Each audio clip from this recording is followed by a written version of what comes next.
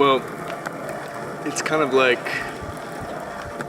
like most people, sometimes you feel like you're not quite right, or you don't fit in or something like that, and you're a little bit, off kilter.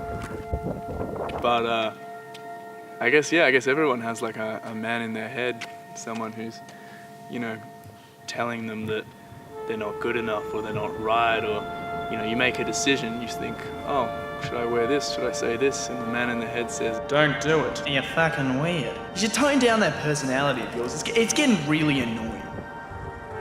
And you go, oh, yeah, you're right. People will judge me. It was hard. I never truly embraced who I was. It's kind of like I'm living in a house, and it's like the man in the head. God, excuse my French, but he's a real wanker.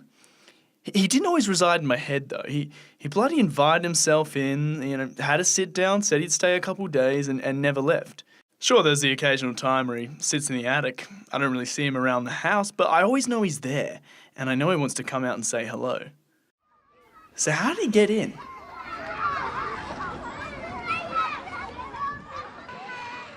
Met a guy called Chris in kindergarten. He was this curly-haired fellow who I actually had mistaken for a girl until he turned around and I saw his pathetic excuse for a face. I remember those kindy days where he took the crap out of me.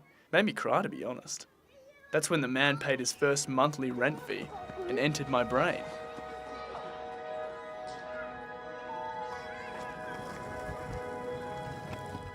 By 14, I was a skateboarder, surfer, and all-round cool guy, and that's why people like me. If they weren't to like my personality, they would have liked what I did, and I lived by that philosophy. However, that same year I met a kid. Hamish Chisholm his name was. I remember going to his house for sleepovers. His philosophy seemed to be, I am who I am, and if you don't like it, then you're the weird one. And he was a weird one. He was as weird as me. It was electrifying hanging out with this guy. I felt like for the first time in my life there was someone who actually shared my current. And when I hung out with this overly confident, laid-back metro kid, the more the man simply didn't come out. It's as if I had this friend staying at our house for the weekends that he didn't really like that much, so to avoid awkwardness, he stayed in his attic and never came out. The idea that I could be just like I am with Hamish in front of all people was a kind of paradise that I hoped maybe one day those gates would open, I would enter. You're not weird or out of place.